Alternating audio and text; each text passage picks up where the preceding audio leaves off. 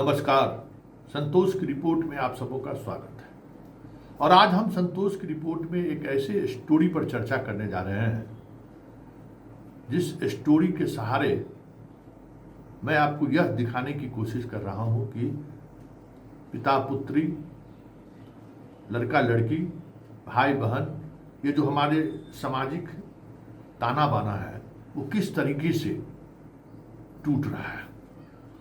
प्यार में लोग किस हद तक जा रहे हैं लोग सोच नहीं सकते। एक बाप अपनी बेटी के प्यार को किस तरीके से अस्वीकार कर रहा है जिसकी आप कल्पना नहीं कर सकते।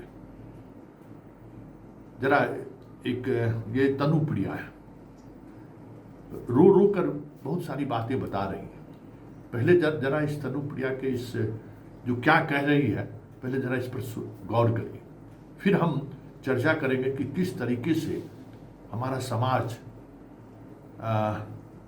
पुरानी सोच और आज के सोशल मीडिया की सोच में टकराव हो रहा है और उस टकराव का क्या नतीजा सामने आ रहा है उस पर हम चर्चा करेंगे। जरा पहले तनुश्रिया का जो कह रही है रो रो कर जरा सुनिए। हाँ भाई, अच्छे से बोलो। हम लोगों का कॉलेज में अटेंडेंस बन गया था। हम लोग बाहर निकल के आए हुए थे, वो मेरे से कॉल पे ही थे और हम लोग के हॉस्टल में पानी नहीं आ रहा था। हम लोग पावर ग्रिड तरफ गए थे, उधर से मैं रिटर्न होके आई। ये लोग बाइक के पास सेज में खड़े थे, शायद रूम सर्च करने जाना था उसी टाइम, इसीलिए बाइक के पास खड़े थे। ब्लैक नकाब में एक आदमी आया और मतलब उसके पास एक बंदूक था, वो दिखा के। ब्लैक आदमी कौन था? वो पूरा मेरा पापा है, Prem Shankar Jha. He killed, he shooted my husband right here, मेरे आंखों के सामने।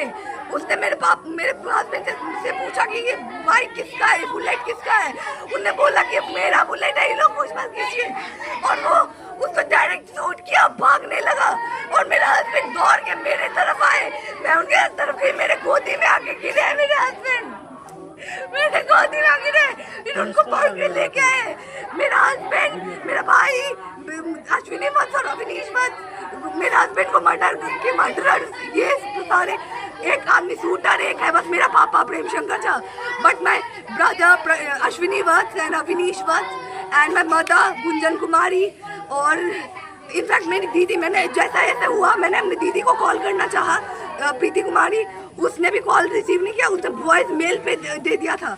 मतलब यदि कुछ ना कुछ उसको इंसिडेंट का पहले से पता होगा तब तो वॉइस मेल पे दिया हुआ था कॉल। और मेरे मतलब उनके हस्बैंड प्रीति कुमारी के हस्बैंड सन्नी आनंद, ये सारे उसमें कल्प्रिट हो सकते हैं। मेरी दादी, in fact my grandmother Arun Devi, they all are the culprit. और वो भी मेरे हस्बैंड को पहले एक बार सना हम लोग दे चुके थे कि मेरा भाई और मेरा बाप मिल करके मेरे पति को कुछ कर सकता है, मुझे कुछ कर सकता है। सना यहाँ पे सुपौल कोर्ट में दिए थे सना, और उस पे क्या मतलब कुछ भी नहीं, शब्द इतने दिन तक क्या वो लोग सुन लिए। अब जरा बात क्या है, जरा इस कुछ बातें आपको समझ में आ गई कि माजरा क्या है। तनु प्रिया सहरसा की रहने वाली है, सहरसा के बनगांव की रहने वाली है। किसान परिवार में पली बढ़ी है। पिताजी ने इनको बेहतर शिक्षा के लिए पटना तक भेजा। वहाँ उन्होंने कंपटीशन की तैयारी की और उस तैयारी के बाद इनका बीएससी नर्सिंग डीएमसीएच में सरकार के कॉलेज में इसका एडमिशन हुआ। अभी ये फर्स्ट ईयर की स्टूडेंट है और उसी कॉलेज के सेकेंड ईयर के लड़के राहुल से इनको प्यार हो गया। और मतलब आप समझ सकते हैं कि दोनों के बीच कितने दिनों का रिश्ता रहा होगा। फर्स्ट ईयर में ये पढ़ रहे हैं, लड़की पढ़ रही है, और सेकेंड ईयर में लड़का पढ़ रहा है। प्यार हो गया और प्यार होते ही ये अपने पिता माँ के इच्छा के विपरीत इसने लड़के से शादी कर ली। लड़की ब्राह्मण जाति से आती है और लड़का मंडल, मतलब धानुक, हम लोग के यहाँ उत्तर बिहार में धानुक जाति से आते हैं। इस बात को लड़की के पिता प्रेम शंकर झा जी जो है बर्दाश्त नहीं कर पाए और वो खुद ये जो नकाब पहने हुए हैं, ये जो तस्वीर आप देख रहे हैं, वो प्रेम शंकर मिश्रा है। इनके चीज़ों से आप समझ सकते हैं कि इनका उम्र क्या होगा। ये खुद अपने हाथों से अपने तथाकथित दामाद को गोली मारकर हत्या कर देते। फिर स्टूडेंट पीट पीट कर इनको भी अधमरा कर दिया है। जिंदगी और मौत से ये पीएमसीएच में जूझ रहे हैं। इस पूरी घटना पर जरा एसएसपी दरभंगा की भी बात सुन लीजिए, क्योंकि कुछ पुलिस ने तत्कालिक तौर पर जो बातें वो उनकी समझ में आई है। तनुप्रिया ने तो अपने पूरे परिवार को, बहनोई को भी नहीं छोड़ा, भाई को भी नहीं छोड़ा, बहन को भी नहीं छोड़ा, बूढ़ी दादी तक पर आरोप लगा दिया कि सब कॉन्स्पिरेसी में शामिल है। जबकि घटनास्थल पर सिर्फ उसके पिताजी मौजूद थे और उन्होंने ही गोली मारी, और गोली मारने के बाद वो भागे भी नहीं, वहीं खड़े रह गए। वो चाहते तो भाग सकते थे, वहीं खड़े रह गए। राहुल और तनुप्रिया के ही साथ पढ़ने वाले स्टूडेंट ने उसको पकड़ा और फिर उसकी बुरी इतनी पिटाई की है कि शायद वो बच जाए तो बहुत मुश्किल है। इस तरीके की पिटाई उसे छात्रों, स्वाभाविक तौर पर छात्रों का गुस्सा था। छात्र बहुत सारी चीज़ें समझ नहीं पा रहे थे कि आखिर हुआ क्या, क्यों इसकी हत्या हुई है। जरा सुनिए दरभंगा के एसएसपी क्या कह रहे हैं। ये बीएससी नर्सिंग स्टूडेंट थे। सूचना मिला कि उनका गोली मारकर हत्या कर दिया गया। फिर बाद में एसडीओ सदर आए थे और यहाँ पता करने के बाद पता चला कि ये बीएससी नर्सिंग स्टूडेंट और एक लड़की की शादी, जो बीएससी नर्सिंग स्टूडेंट है उनकी शादी किए थे, तो लव मैरिज था। तो उनका पिता ने आके उनको गोली मार दिया है। और उनका जो पिताजी का, जो लड़की का जो पिताजी है, उनका भी यहाँ इलाज चला है और पीएमसीएच रेफर हुआ है। और बाकी हमारा फोर्स पदाधिकारी है और अगर तरह हम लोग जो केस दर्ज करना, अनुसंधान करना, कार्रवाई करेंगे हम लोग। जिसको गोली मारी गई उसकी पहचान से? जो गोली मारी गई उनका पहचान उनका लड़की का पिता है, जो लड़की जिसको गोली लगी उसकी क्या स्थिति है? डेथ हो गई है? उसका जो उसको डेथ हो गया। स्थिति क्या है? स्थिति क्या है? पुलिस को लाठी अभी नहीं, तो हल्का फुल्का ये जो धक्का मुक्की हुआ है, क्योंकि थोड़ा हंगामा कर रहे थे जो स्टूडेंट लोग थे और उनको इलाज करने नहीं दे रहा था जो लड़की का पिताजी का, तो उसी के क्रम में थोड़ा हल्का धक्का मुक्की हुआ। तो बेहतर इलाज के लिए रेफर किया गया? जी, बेहतर इलाज के लिए रेफर किया। Thank you. आपने सुन लिया, पूरी स्थिति आप समझ गए होंगे कि क्यों ऐसा हुआ।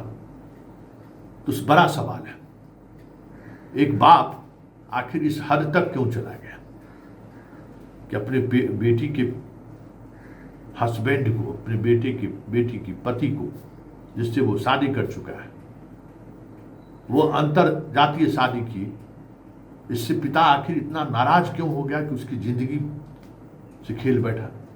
बड़ा सवाल है, क्यों इतना आहत हो गया कि उसने उसकी जान लेने तक सोच ली, और जान लेने के बाद भी वो भागना मुनासिब नहीं समझा, वो खड़ा रहा। आखिर उस बाप के दिल में ऐसी कौन सी पीड़ा थी, कौन सा ऐसा आक्रोश था जिस आक्रोश की वजह से वो इस हद तक पहुंच गए। वहीं तनुप्रिया जो चीख चीख कर कह रही है कि इस पूरे हत्या में हमारा भाई भी शामिल है, हमारी माँ भी शामिल है, हमारे बहनों भी शामिल है, जीजाजी भी शामिल है, हमारी बहन भी शामिल है, हमारी दादी तक शामिल है, उस बयान का मतलब क्या है।